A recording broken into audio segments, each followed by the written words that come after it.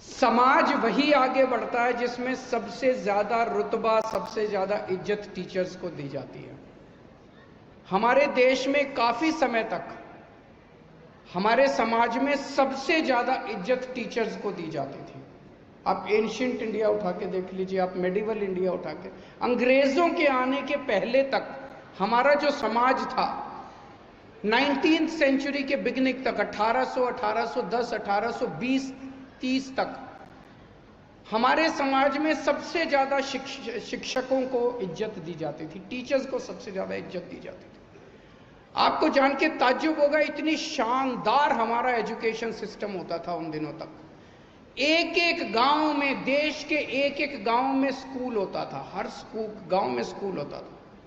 उस स्कूल में हर बच्चे को, चाहे वो जमींदार का बच्चा हो चाहे किसी का बच्चा हो, सब एक साथ वहां पे रेजिडेंशियल स्कूल होता था, पढ़ने जाना पड़ता था। अंग्रेजों ने आके वो सारा तय, अंग्रेजों में, इंग्लैंड में उस टाइम इतने स्कूल नहीं थे जितने हमारे इंडिया में स्कूल थे।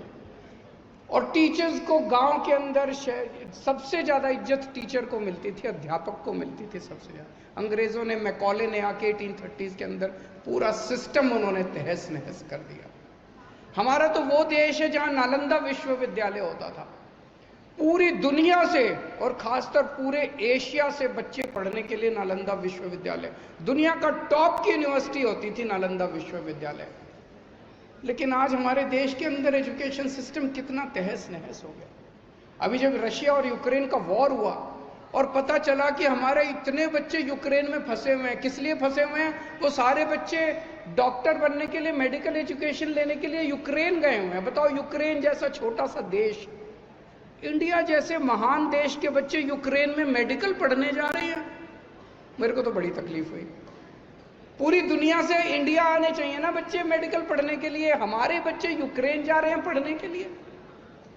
मैं जब आईआईटी में था, आईआईटी जब मैंने पूरी करी, आखिरी साल में लगभग 80-90% मेरी क्लास के बच्चे जो है अमेरिका चले गए। मोस्टली बच्चे अमेरिका चले जाते थे, अच्छे अच्छे पढ़ के और अमेरिका चले जाते थे। मेरा सपना एक दिन ऐसा आएगा जब हम अमेरिका के बच्चों को इंडिया पढ़ने के लिए लाएंगे। इंडिया की एजुकेशन सिस्टम को इतना शानदार, हमारा देश तो सदियों से एजुकेशन का सेंटर रहा है, भारत तो सदियों से एजुकेशन का सेंटर रहा है। इसको वापस अपने को एजुकेशन का सेंटर बनाना है। अपना सपना तब पूरा होगा जब पूरी दुनिया के बच्चे, किसी ने मेडिकल करनी है इंडिया में आएगा, किसी ने इंजीनियरिंग करनी है इंडिया में आएगा, किसी ने रिसर्च करनी है इंडिया में आएगा। इंडिया के अंदर हमें ऐसे अच्छे number 1 world class centres education के हम लोगों को तैयार करने हैं। एक आखिरी बात जो सबसे जरूरी है, अगर शिक्षा हम लोगों को जॉब के लिए, रोजगार के लिए तैयार ना करे तो उस शिक्षा का कोई फायदा नहीं। फिर वो घोटने वाली शिक्षा है, बस रट लो, बैठ के रटते रहो, उसके बाद बीए कर लो, बीकॉम कर लो, बीएससी कर लो, कुछ नहीं निकलता। अभी 12वीं क्लास में सरकारी, दिल्ली के सरकारी स्कूलों में हमने बिजनेस ब्लास्टर्स प्रोग्राम एक शुरू किया है, उसके नतीजे बड़े अच्छे आ रहे हैं। तो यहाँ पे आज कई सारे प्राइवेट स्कूल्स और दूसरे स्कूल्स भी होंगे जहाँ पे ये प्रोग्राम अभी नहीं चल रहा।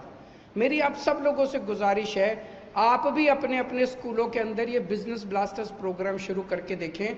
ये प्रोग्राम बच्चों को नौकरी की बजाय खुद बिजनेस करने के लिए प्रेरित करता है, दिमाग बदलता है। नहीं तो क्या होता है, हर बच्चा 12वीं करने के बाद या ग्रेजुएशन करने नौकरी ढूंढता फिरता है। अगर सारे नौकरी ढूंढते फिरेंगे तो फिर नौकरियां इतनी कहां से आएंगी? बिजनेस ब्लास्टर्स प्रोग्राम बच्चों को बिजनेस करने की दिशा में सोचने के लिए मजबूर करता है।